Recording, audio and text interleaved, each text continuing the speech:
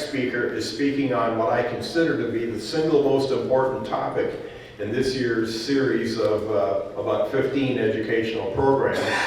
The title of the program, as you can see right here, is Detecting Modern Chinese Counterfeit Coins, of US coins, of course, surviving the epidemic. I would call it the plague, but it's really bad, as you're going to find out. Most of you know my name, Randy Campbell. I'm privileged to be the head of the Education Committee for 42 years. Prior to that, I was a collector in both Florida and in Canada, where I was born. I started off life in an orphanage. And then when my adoptive parents brought me to the States, that was the good news. But the bad news was they moved to Buffalo. Anyway, after 5 winters in Buffalo, which included a winter where the snow was up to the roof of our 2-story house and we were housebound for 17 straight days, my father decided it was time to move to Palm Beach County, and we've never regretted that move. He told me the idea when you move to America is to live in a state with high temperatures and low taxes, not low temperatures and high taxes. So my father, I thought, gave me good advice. No offense to any of you people from Buffalo, by the way. We did make a lot of very good friends up there. So anyway, back to the program here. We're talking about counterfeits. Back then, counterfeiting was a problem in the mid-50s when my family moved to the United States. There were counterfeit Canadian coins going around in Canada at that point too. So it's not as though this was just developed in the last 30, 40 years. We know for an absolute fact because a master's thesis was done at a major New England university on counterfeiting US coins in the 1790s. A fellow did a master's thesis and was able to track down through the Freedom of Information Law arrest reports of the 1790s and found out that in Boston, New York, and Philadelphia, over 2,000 people were convicted of counterfeiting US coins. Now, the US Mint did not open until 1793, and counterfeiting was widely done in the colonies back in the 1790s, as some people who had collections put back in the 1790s found out the hard way that some of their coins were counterfeit. Amazing. The problem now, though, in my estimation, is worse than it's ever been. And I think each and every one of you who assumes that a coin that you're buying is genuine, you need to think twice. And Mr. Walker is going to lead you in the right direction about thinking twice. I'll leave you with this final story. 2016, the fund convention was in Tampa. I was president of fund at that point, and we had 1,010 tables at that show, and a gentleman showed up with 2016 Silver Eagles. Now, I had been in discussions with the US Mint about them showing up at our show and what we were going to do for them, and I said, are you going to release the 2016 Silver Eagles at the fund show? And he said, probably not. It's probably going to be around the end of January.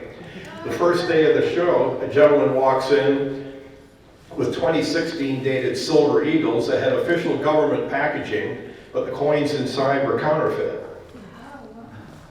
And these coins were sold 2 or 3 times to 2 or 3 different dealers, and they just glanced at them and looked at the government packaging and assumed that they were real. Well, they weren't. So if you think they won't counterfeit a 2016 or a 2019 or a 2020 coin, you're wrong. Even as we speak now, there are probably counterfeits being made in China of US coins dated 2020. I think you'd agree there's a chance that could happen. So you've got to always be on your guard. We're very privileged to have a man who has made the study of these counterfeits kind of a lifelong project, and he's going to give you the results of his research. You're going to really benefit from this program. Ladies and gentlemen, it's my pleasure to introduce Mr. Tom Walker. Thank you, Randy, and thank you for everyone for showing up. As the title obviously says, I'll be talking about the presence and overload of Chinese counterfeits in the US market. The number of the Chinese counterfeits in the U.S. floating around in the U.S. market has skyrocketed in the last 10, 15 years and has grown to epidemic proportions. Almost all of these of recent manufacture have come from China, and they are highly accessible because they cost only $1 to $2 and can be bought from wholesale Chinese sites like AliExpress and Wish.com, Etsy, etc. They have a wide range of quality, ranging from obvious look cast to being able to fool the third-party graders. Almost every single counterfeit made today, I haven't seen any that show signs of casting. So looking at a counterfeit and saying that it's cast is, at least these modern counterfeits, is not correct. They're all machine struck. Also, a lot of people think that if these counterfeits are magnetic, basically it's made out of steel alloy or iron alloy. That is also not correct. I have a bunch of counterfeits with me. Only a single one out of the about 100 that I have is magnetic.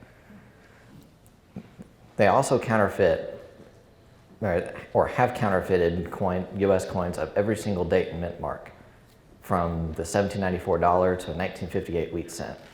Most are not sold nowadays because they've proven to not be profitable, but the fact that they existed at one point means that they're floating around. They also counterfeit from AG condition to MS-70.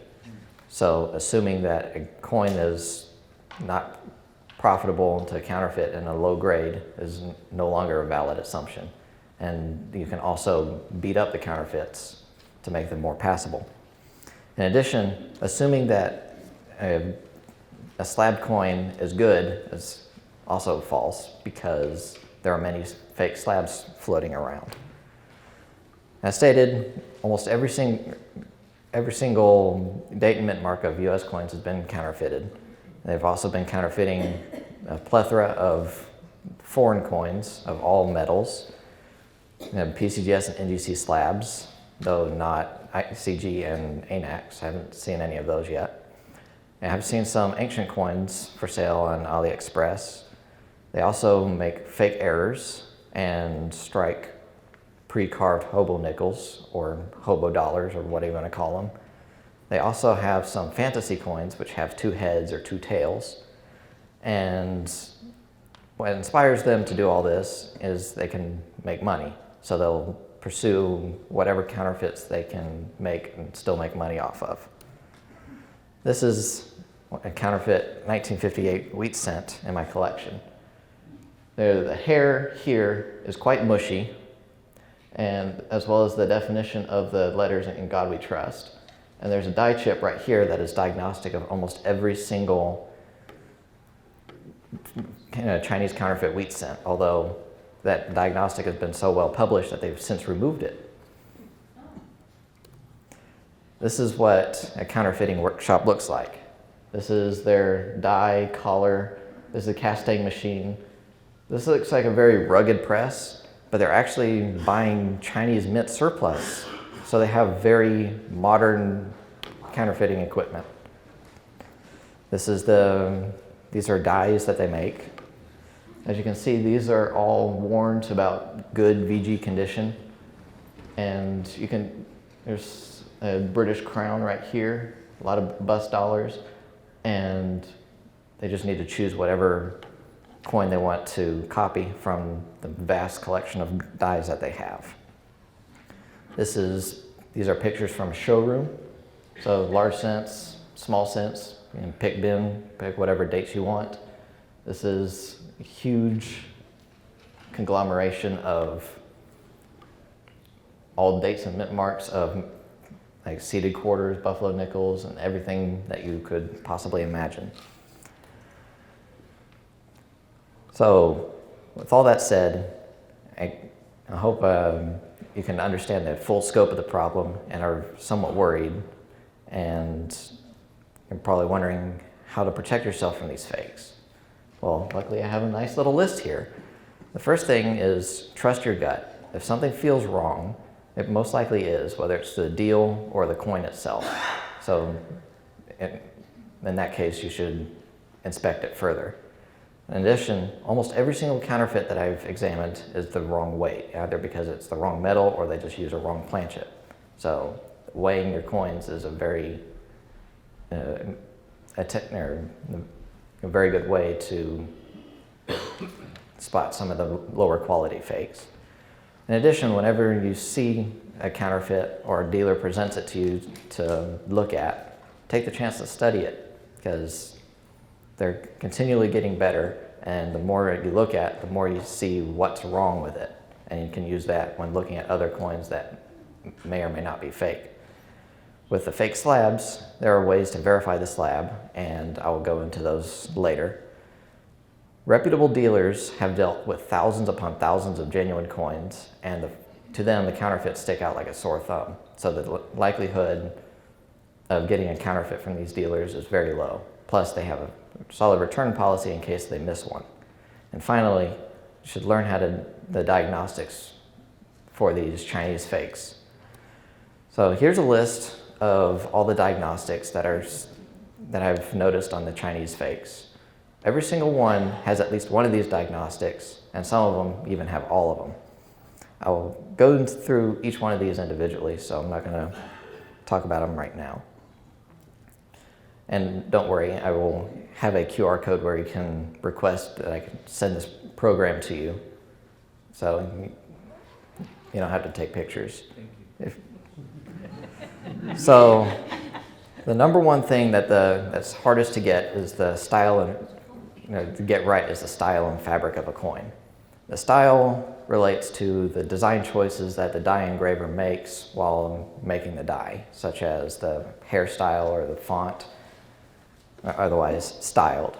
The fabric refers to all the aspects with how the coin is made, such as metal composition, thickness, and the shape of the fields. When you can intuitively get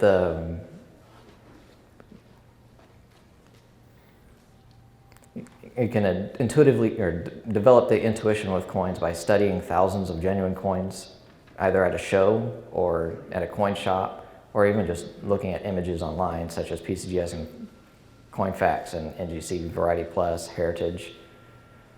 This will give you a feel for what a genuine coin should look like, and will help make the counterfeits stick out like a sore thumb. So here's an example of a coin with an incorrect style. Those who are familiar with the classic head large cents and half cents would realize that this head style is only used on half cents. Plus the font on the reverse is very wrong, and all these leaves have veins that are very bold. On genuine coins, the leaves don't have bold veins. They're more like folds. In addition, you can see all the damage that has been applied to the coin to make it more passable. Whereas if this is MS66 red, it would be quite obvious that it was, or would invite much suspicion. Here's a counterfeit that was created using modern computer technology and probably CNC mills. This generation of fakes I call the enhanced fakes because they look more enhanced and better than the genuine coins. This is a result of transferring the mapping from a two-dimensional coin image to a 3D model. So the definition of the feathers is much bolder than it is on genuine coins. You can see the really fine spaghetti hair, and the talons are much thinner than they are on genuine coins. So anyone familiar with seated halves, or especially those in high grade, this would stick out as a non-genuine piece. Sometimes they will create mules, either out of ignorance or trying to make a fancy error. This reverse with the wings overlapping the wreath, it was only used in 1794 and 1795 with the flowing hair obverse. This is a Drake bust, half dime with a 1796. If you look at the edge, you can see that it's very reeded. On genuine coins, it's not quite like that. Also, that's very thick, and the edge is very thick and flat, which indicates that it was struck in a collar. Collars were not introduced until much later. Another popular technique for counterfeiting is to take a genuine coin and create dies off of it and change the date. So you can see that this was supposed to be, or taken from an 1804 C6 spiked chin half cent. And now you have the ultra rare 1803 and 1802 spiked chin half cents. And if you look at the dates, you see that the font is wrong from the genuine coins, and it's not a style used by the mint. They're typically misshapen or much rounder than, and not crisp. And here's a 1910 half eagle. It weighs half as much as it's supposed to, but look at the zero. It's not even round. So it's mistakes like that that make the Chinese fakes more obvious. Same thing with this 1852 D dollar. Look at the kind of like the broken back of the 2 right here. The 8 is kind of wobbly. The 5 is the wrong height. These dollars were transfers of an 1853 dollar, so the 1853 date actually looks fairly decent. But you can see a massive die clash above the head and major die cracks, which are not on any genuine 1852 D dollars. So those diagnostics should show that it's fake and wasn't struck from the genuine dies. This is a coin that almost got by me. I thought it was a fake or a genuine coin in a fake slab because of and I assumed that it was a result of the strike. But I started looking at the letters up here, and I became more suspicious and compared it to a genuine example. You can see how this is like a Cheerio, oh, it's all round, while this is more block-like and crisp. And also the date placement is much lower, and you can see the roundness on the D compared to the blockiness there. So this is an example of comparing to a PCGS CoinFax image to get the correct style. Some of the Chinese fakes have very flat and fat letters. This is also one that was struck in a collar based off the flat edge. But also, this eagle is a 1795 eagle, although this is a 1796 quarter. And I love the way that United is spelled right there. Some of the letters can be rather thick and rounded on the edges. On genuine coins, the edges of the letters are generally quite crisp.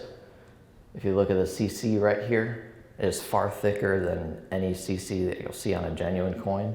You can see some spreading in the stars and in the motto right here, which is a result of a poor die transfer. This is a 1878 CC Morgan dollar, a counterfeit of one. And this CC is completely the wrong style for 1878. So this is where it pays to know what the diagnostics of genuine coins. All these Chinese fakes are made using 21st century technology. And the last time I checked, 21st century technology was not available in the 18th century. So, they'll all have aspects of being struck from modern techniques.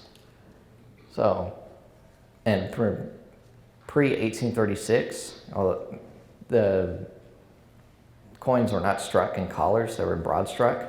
You can see that in the 1796 large cent, where the dentils are much wider than they would be on a perfectly centered coin. This is because the dies needed to be wider than the planchet was predicted to be, so that when it was struck, it would spread out and not go beyond the die. So recognizing when modern techniques are used when they shouldn't be is important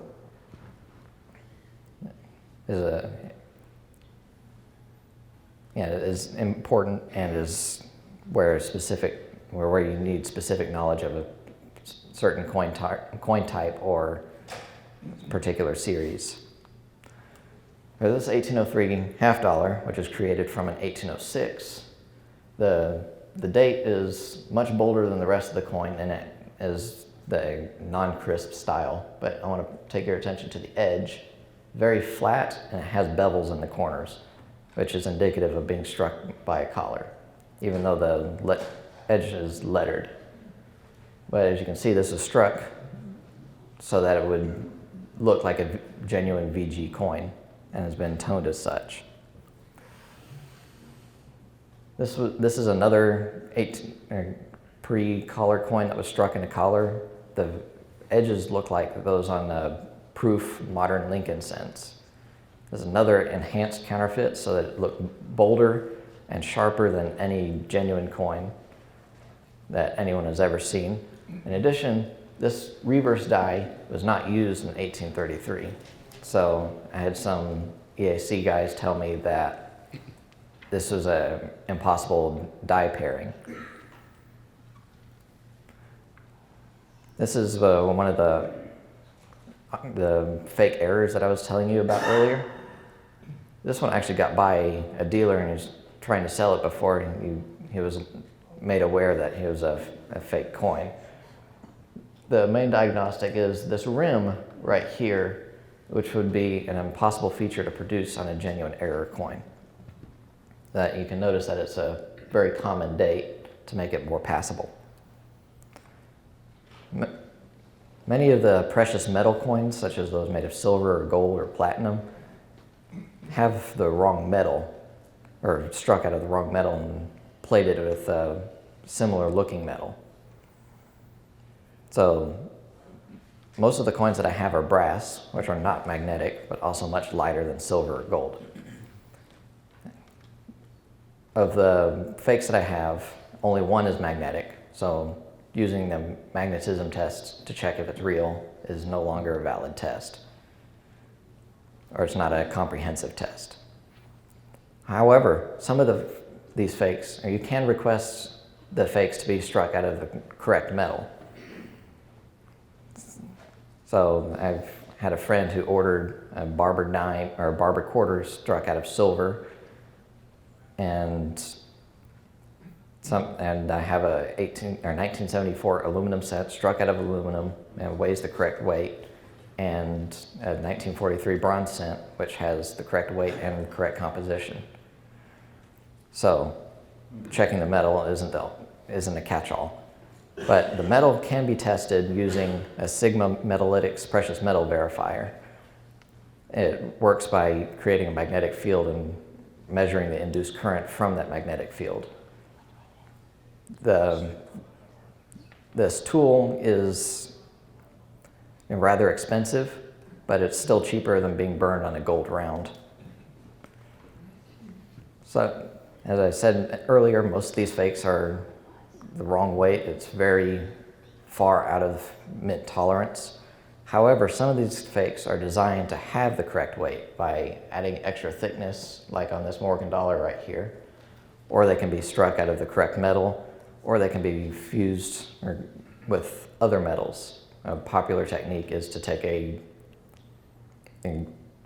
gold planchet with a tungsten core and strike a gold eagle out of it. So it's much less bullion, but with full XRF testing. Most of the circulated silver fakes, or those that look circulated, will have this toning pattern where it's dark around the periphery and light in the middle, and have some circulation cameo on the devices in the periphery. Here's another example that's more blatant.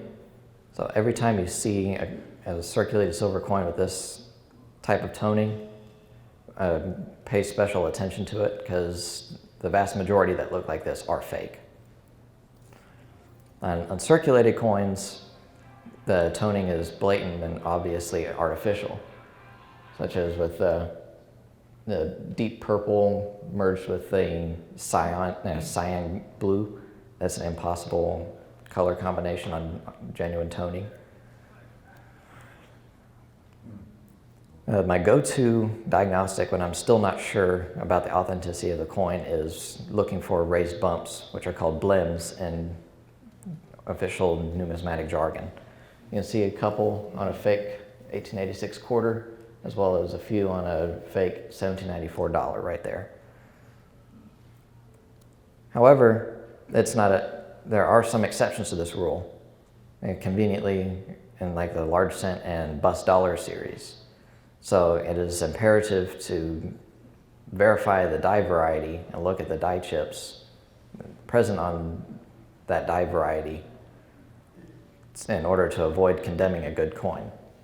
You can see some of the raised die chips right there on this BB 105 1798 bus dollar, which was certified by NGC as 8053. So this is a genuine coin with those raised bumps. Lake effect is also a very good diagnostic that a coin is fake. This is a result of a coin being created by a die transfer, and not enough pressure is induced on the coin to get all the detail in the lowest parts of the design, so that you get flat areas right here that are just void of detail. On uncirculated coins, they really flash and look like the surface of a lake, hence the name lake effect. This is a coin that I was burned on because I was bidding on bad pictures. There's a gap above the ear right here that when I received it, I could immediately tell that it was fake. And I later verified or die matched it to a known fake on AliExpress. Once again, there are exceptions to the rule, but these exceptions are very well documented. This is a genuine 1794 S26 large cent. You can see some of the gaps in the hair right here.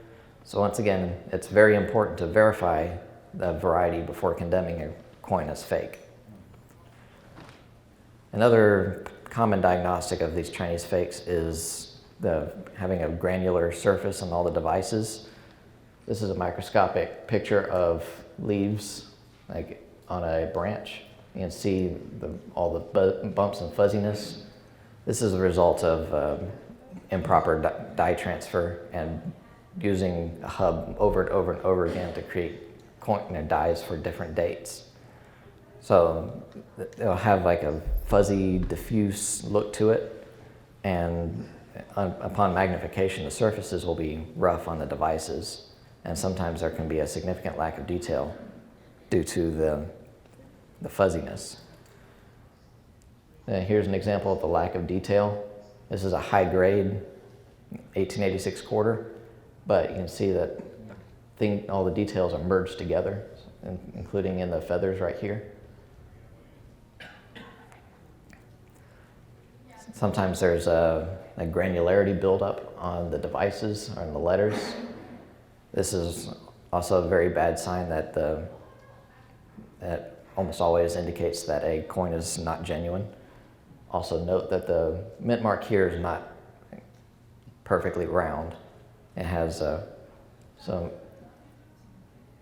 it's misshapen, and that wouldn't leave the mint, or the die sinker wouldn't have a mistake like that on their die. So sometimes the genuine coins were struck from rusty dies, but the granules on these coins tend to be much larger than those on the counterfeit coins. So this is a genuine 1876 CC dime. There were two varieties that were struck with very rusted dies. So knowing these exceptions is also important to avoid condemning a genuine coin. And these tend to be quite well published. On hobo coins, now this is an example of a struck fake coin to look engraved. There will be no tool marks in the engraved areas. It would be struck as is. There's a lot of different designs, from the skeleton face to very risque and sensual designs that make me believe that these coins are an attempt are like an artistic outlet for the Chinese counterfeiters. most of these coins, most of these hobo fakes tend to be on key date coins. As you can see, this is a 1893 Morgan. I've seen them on 1877 Indian cents, 1937 D three-legged buffaloes, and 1857 large cents. The most insidious form of counterfeits are those that are direct die transfers. They were created from genuine coins and will, as such, have the diagnostics of these genuine coins. However, there are no perfect die transfers, so they will have extra stuff like raised bumps, chips, or omitting things like die cracks that are supposed to be present on genuine coins. Those that are the cheap one, the cheaply made, so sold for $1 or $2, are generally quite easy to spot because they have all the aforementioned diagnostics. However, the higher quality ones that were made with great care and precision get by the initial examples get by all the graders. So this is a die transfer. This is a low quality die transfer. For some of the early coppers, I was wondering how they got the die transfer because they were using very valuable coins. Then I started searching gallery mint pieces and was able to match the counterfeits to the gallery mint pieces. So, like this die crack right here. So that gave them a very high detail, high grade coin at a very low cost to create dies. This is a genuine 1818 cap bust quarter B10 variety Browning tin, and this is a counterfeit. They're both about the same grade, have about the same toning pattern, but this one is much fuzzier, and if you look closely, there is a wire rim, which indicates that it was struck in a collar. This is the edge of a genuine quarter. You can see how it has a bit of a roundedness, while this looks like an edge of a modern quarter. There's a lot more fuzziness on the reverse that indicates that it's not a genuine piece. This is an 1833 Newcomb 5 large cent. This is a genuine piece. This is a counterfeit piece. I would like to point out the stars right here, how they lack definition along the edges and tend to be quite mushy compared to those of the genuine coin. Also, you see how this is very lustrous and red-brown, though it has the detail of a much more circulated coin, so it shouldn't have that color. In addition, you can see heavy beveling along the edges, which indicates that it was struck in a collar when it wasn't supposed to be. These are the most dangerous fakes. These are the ones that are getting by with PCG, SAGC, ANAX, and ICG. And I call them the hyper fakes because they're so good. They're all die transfers from genuine coins. The genuine coins are those that were graded details by a third-party holder or third-party grader because of significant damage, such as a hole, major scratches, or something of the sort. They use these detail coins because the die transfer process is going to damage, or likely to damage, a problem-free example, and that would be too much of a financial loss. What makes them so insidious is that they get the feel right when they're treating the surface and making it look old. These coins mostly affect coins valued at $500 and above, some around $25,000. These have been tracked by the Secret Service and some detective work to China. There's a buyer in the United States that has significant ties to China, and he's been buying the host coins, sending them to China and getting them back, recertifying them, and selling them. So how do you protect yourself from these fakes? Well, first is to buy certified coins, in which the authenticity is always guaranteed. They will buy back any coin that is slabbed, or that they slabbed, which turns out later to be fake. However, you can't just blindly trust slabs because slabs are also counterfeited. Carefully inspect all design elements because they make mistakes when trying to repair the damage on the host coin. another thing to look for is depressions, which are marks or contact marks on the coin, which are transferred from the host coin to a die and then to the counterfeit coin. And since these are struck into the coin, there's no evidence of metal movement. However, most of these fakes are of circulated coins, so the metal movement on genuine coins tends to be worn down over time, and the surface kind of becomes more even throughout the mark. So many genuine coins will have many genuine circulated coins will have what appears to be depression. So this would not be a catch-all. All of these coins, or vast majority of these coins, are damaged to make them less apparent that they're fake. So treating details coins with suspicion and carefully looking at them will help protect you. And then you can stay up to date with counterfeit reports. Jack Young is making a significant effort to document and try to identify these hyperfakes as well as the host coins and publishing the diagnostics. However, that can only be done after the fake coin has been discovered. There are also topics put forth by NGC, Coin World, that discuss these fakes, so you can study those as well. Many of them are written by Jack Young, as well as there's a Facebook group called The Dark Side, where there's ongoing discussion about the identification of Chinese fakes all over the market and trying to put down any potential bad sellers who are selling nothing but fakes.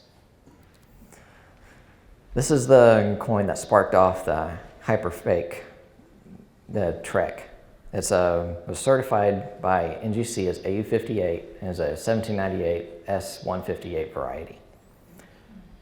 What an astute EAC collector noticed that the Y here was not the correct shape on a 1798 large cent. It should be more V-shaped, not Y-shaped. And there should be some die cracks right here. Some of the die cracks are still there, but they're in the middle of the coin, and as such is an impossible die state. So it bounced around between many different experts, and it was eventually concluded to be a scary good counterfeit. Here's another example of the same counterfeit, but you can see how it's a lot more damaged, and it had the surface treated to look more porous. This mark right here is a major contact mark that is on all of the 1798 S158 fakes. So it's the main diagnostic here. This is an 1806 half cent. The main diagnostic here is a die chip on the A, and there should be a bunch of scratches right here that have been partially removed. So if you look at the coin or the counterfeit coin, you'll see a bunch of ink-use lines that have no metal movement. It might appear to be light scratches, but they were struck into the coin like that, and they were repaired from the host coin. Here's a close-up of the A in half. There was a major contact mark on the A, and they decided that would be too much of an identifier. So they tried to fix it while making it even more obvious. This is an example of an added bump that shouldn't be on a genuine coin. This is a 1927 S Standing Liberty Quarter, which is one of the key dates of the series. This is the genuine host coin. There's a hole in this area. When they repaired the hole, they gave Liberty kind of like a visor when there shouldn't be a visor. And the E and R of $quarter are of a different shape. So that's another mistake that they made. In addition, there are several depressions all over the coin. As noted before, blindly trusting slabs is not a good play anymore because slabs are not completely safe due to the influx of counterfeit slabs. The way to protect yourself from these counterfeits and counterfeit slabs is to look at the coin and grade it. So if you don't know how to grade, learn how to grade. Most of the time, the slab and the counterfeit coin in it do not agree in grade. Sometimes it's off by 10 or more points. Look at the coin itself and see if it has any of the diagnostics mentioned in the list before.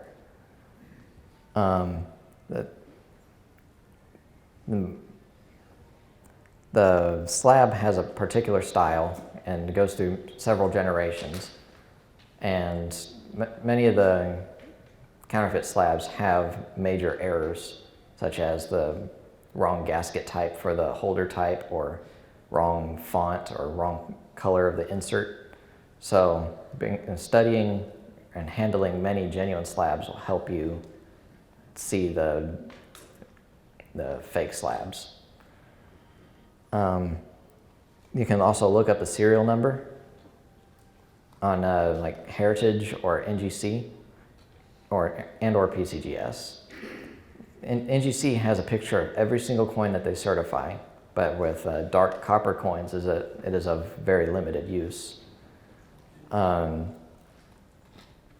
PCGS, there's only pictures if the submitter ordered a true view, and on Heritage, they have a picture of every single coin that they sell. The Chinese counterfeiters that are making the counterfeit slabs are data mining websites like Heritage and NGC, trying to get the serial number and the coin type and coin grade, so they can create a database from which to choose and create a new slab. The NGC has taken efforts to prevent such data mining by requiring the coin serial number, or the slab serial number, and the coin's grade when inputting or trying to verify a coin on their website. PCGS has not taken such a step, and Heritage, their interface is meant to satisfy the commoditization of the U.S. coin market, so it's very easy to do an input-output search and create a huge database of slab data. But that also works to your advantage because you can look up the serial number on Heritage, and almost always you can see the picture of the genuine coin and the genuine slab and compare it to what you have in hand. Here's an example of a counterfeit coin and a counterfeit slab.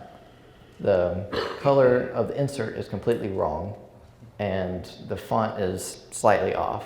But if you look at the coin, it is by gem uncirculated quality, whereas the grade is AU58. Compare it to the genuine coin from Heritage, and see that there's clear circulation on this coin. And if I had the coin in hand and looked closer, I would probably find some of the diagnostics I had mentioned earlier. However, there's been an update or a new generation of these fake coins and fake slabs where the coins actually agree with the grade on the label, and sometimes are closer to the grade than the actual coins are. This is from Heritage.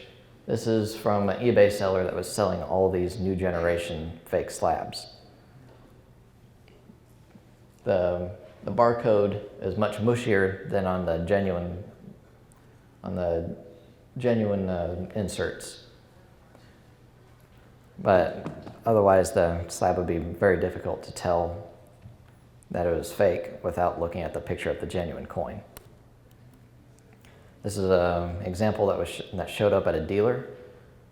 The slab looks fairly decent, but if you look at the coin and see the beady eyes, the typewritten, the letters and numbers, you can tell instantly that it was not a genuine mint product. So this is the importance of looking at all the coins regardless of the slab. Plus, it would help you become a better collector. And a recent development in the past few weeks is counterfeit slabs, but with genuine coins in them to correct the grade or try to boost the grade or boost the value of a coin. The slab components can be ordered directly from China, and you can assemble your own slabs with fake or genuine coins in them. Again, it's very imperative to learn how to grade so you can spot these, because they are never the right grade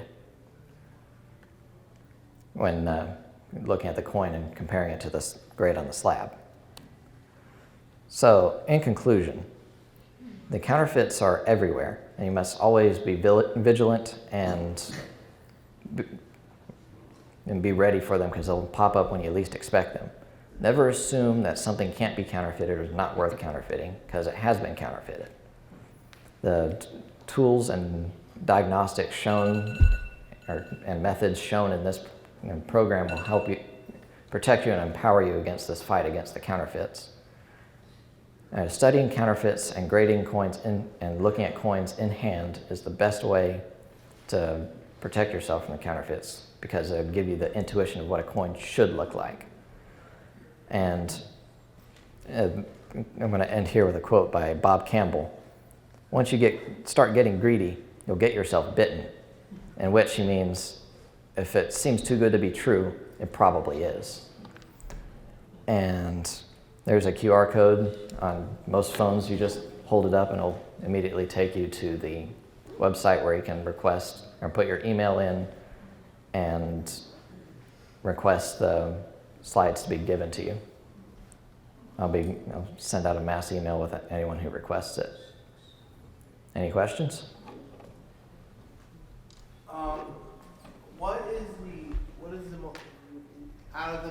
We are covering coins here, counterfeit coins, but do you have any insight on how common paper I don't. What about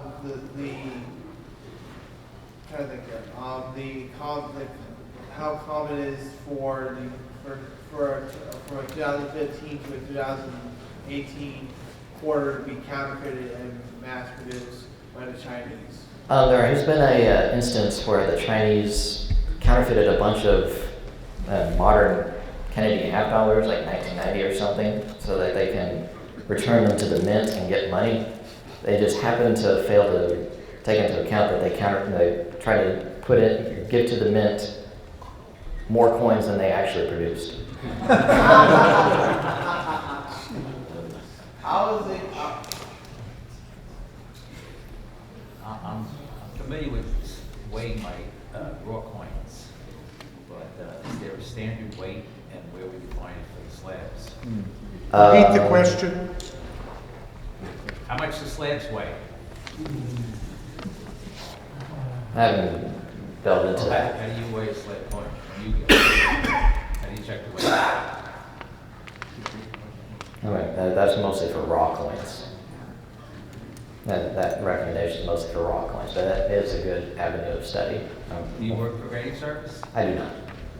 So you're not aware of any published weight for slabs? No.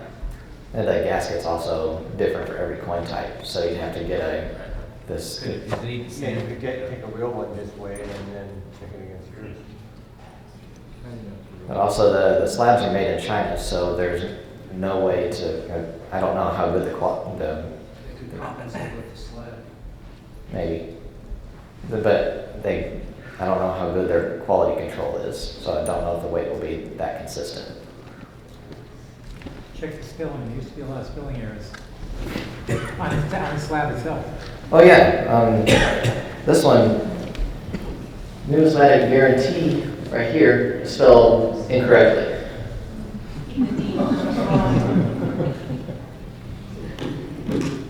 How do the Chinese make the transfer dies? Are these impact dies with that damaged repaired coin? Is it digital from a photograph, or what are the techniques? Since we haven't visited the workshop, we don't know exactly how they're doing it. I believe that they're using like an impact technology, but with a rise in the CNC and 3D scanning, you could be seeing some computer-generated dies. I know that ANA has done lobbying about reproducing the Morgan dollars and things next year. Has there been efforts made to try to enforce with China through the trade deal some of the copyright protection that we've seen on music and other things? Is there someone working on that? Well, it would be ineffective because there's no laws against counterfeiting in China. Now, if we try to import it, we can make laws against importation. But the Chinese are free to counterfeit whatever they want, as long as it's not their own currency or modern currency.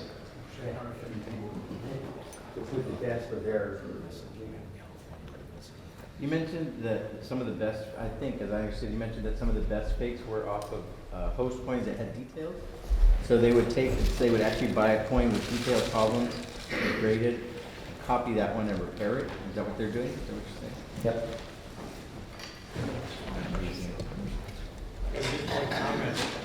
When you saw the gallery mint pieces, when the Chinese copied gallery mint pieces, they got rid of the word copy. Yep, and if you look at the place where the copy is supposed to be, you can see where they took out the design elements and tried to redo it. And what you see is that these would bring normally $15, $20. Dealers will sell the Chinese copy of the gallery mint piece for $5. But there's no copy on it, so that means it's actually a fake because it lacks the word copy. Either way, it's still a replica, but one's legal to like sell or spend or sell or give away, and while the other one is completely illegal to do so. That may be true, but you're still being cheated. If you collect the gallery mint pieces, They're much lower quality. yeah, but you're being cheated because it's not a gallery mint piece. So, for what it's worth. One more question. One more question.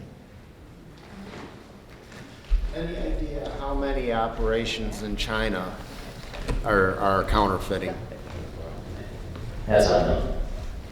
Is there a ballpark? Is it like 10 or 1,000? Do you know those kinds of numbers? I don't know. The people, or mint personnel might even be part of it. Because there's no laws against counterfeiting other nations' currencies. Like, the US does have laws against counterfeiting, say, Russian rubles. But China doesn't have such a law.